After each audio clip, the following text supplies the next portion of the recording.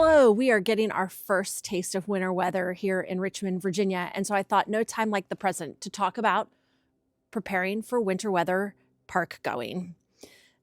I'm going to start with attire and what you should think about wearing. It depends on your activities, obviously. And so you might want to tweak this based off of what you're doing. If you're just going to a local park and playing versus going on a long hike versus going camping. So we're going to start with a base layer. You'll hear a lot of people talk about layering is key when it comes to being outdoors anytime, but particularly in the winter. And there's base layer, mid layer, outer layer. For your base layer, this is something that's going to go right next to your skin. So you want it to be something that is wicked so it doesn't stay wet and it wicks your own body moisture. This does include bra and underwear. And your normal sports bra is gonna have that wicking. But if you do this a lot, it might even be worth investing in some sort of outdoor wicking underwear for these occasions. But also, you have your clothes that go over that. A lot of times, long underwear is very appropriate. I also like to wear a normal wicked like workout shirt. This is just an Athleto workout shirt that it has wicking and would serve that purpose for me. It wouldn't provide me necessarily the warmth, but I'm okay with that today. It's maybe 20 degrees and that would be okay with me. The other thing to think about is that you typically get warm quick once you start moving. Someone advised me once, dress 10 to 15 degrees warmer than it is when you start because it doesn't take long before you warm up that much. And then I often opt for leggings. They're closer to the body, easier to fit clothes over them, and they still keep me quite warm. Sometimes long underwear has a little too much room and space. It's good for that air circulation, but in something today, like today, if I was just going out for a hike or walking the dog, I would opt for this. And then the last bit is your socks. Definitely important to have something warm and something again, that just wicks the moisture away. A lot of times that means something wool, but they also make, if you have an allergy or sensitive to it, they make other things. These are Darn Tough. It's a brand that I really like, but everybody's making them. You've got Smart Wool, you've got store brands like an REI brand.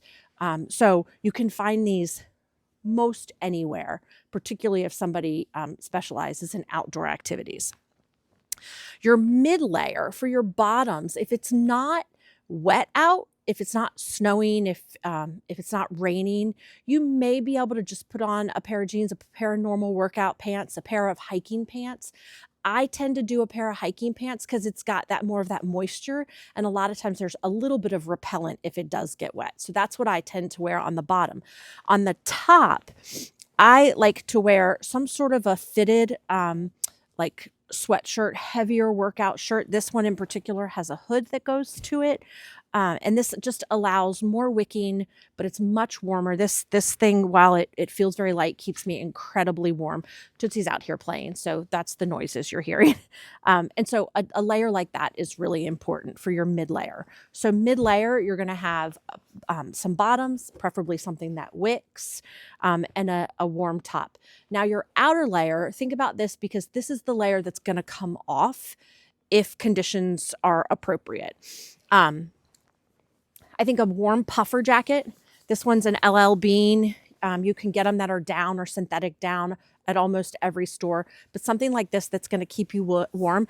I like to have a hood, sometimes not so much because I need something else on my head, but because it also keeps my neck warm. And so I tend to opt for hood, but they have both options. And then because you don't know what's going to happen, like this is not going to keep me dry. So I also bring, oftentimes it's rolled up in my pack, a shell, a rain shell of some sort in case it's really wet out. And that helps me. It also keeps me a little bit warmer. And so when you're getting your shell, I do tend to get a little larger because it is great to be able to put it over your winter coats. For your outer layer bottom, this is something that I just bought last year and I'm in love. And these I picked up at Costco. They're an Eddie Bauer brand, but they're like hiking pants. So it's got that wicking and that great texture, but inside is fleece. And these keep me really warm when I'm out for a hike. They're also great just in the neighborhood to walk the dog on days like today. So you've got your base layer, your mid layer, your outer layer. Now let's talk about your accessories. You're going to want to bring some sort of a hat. This is actually a wool knit hat, and this would be fine. But you do have to be careful because a lot of times hats will collect the moisture and you don't want to get your head cold. So make sure you have something that's good for that. When it comes to gloves, I have some that are really great for the snow and when it's wet out, and they're fleece lined, so they're deliciously warm. I also have kind of my favorites are this glove mitten thing that it's like fingerless gloves and then the mittens go over it. But on a day like today, it's maybe 20 degrees. It's not going to keep me very warm. And so I would opt for the other. And then you're going to want something around your neck. I'm wearing a scarf, which I would wear sometimes, but typically when I'm out doing something more active, I wear what they call a gaiter. And a gaiter is just this long tube. You can see it's just a tube of fabric, typically wool. I don't know what this is. But they have some synthetics, again, if you're sensitive. And the idea is that you would just slide this over and you have it in your neck. And so you can tuck it down in your coat so that that when you zip it up, you're all protected. The other thing is you'll see this is quite long, and that allows you to pull it up, over your ears, over your head, if you're in a situation where you need additional protection. So I really highly recommend something like that. It's also great, like if you have kids, because then they're not losing their scarves everywhere. Okay, we've got the clothing set. Now let's talk about shoes. If you're out just on a stroll or going to play in the park with the kids or something, a normal pair of snow boots that you have would be fine. These do have some traction on them, but I wouldn't wear them hiking. They're a little too floppy, a little too clunky. But I would wear them out walking the dog. I would wear them, just going to make a snowman or, sledding in my local park.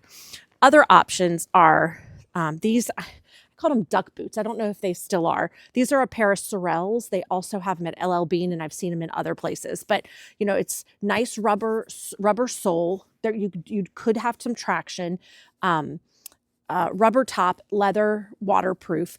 These aren't as warm to me. And so if you're going to do something like this, just make sure that you have really good footwear or socks to wear with them to make sure that your feet stay warm. But you would have traction, and I would go walking and hiking in something like this.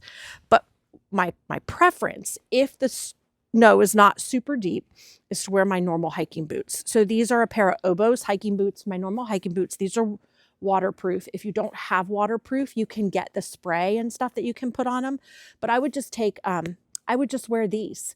They also sell these like kind of covers that go, it's like a stirrup around your boot, and then it kind of goes up your leg so you don't get snow in it. But we have maybe 3 inches of snow on the ground. And so I would be fine, particularly because I would probably opt for a trail that other people are using. So it would be packed down. So this is what I might opt for on a day like today. I hope that helps you with what you're going to wear when you're out in the park in the winter.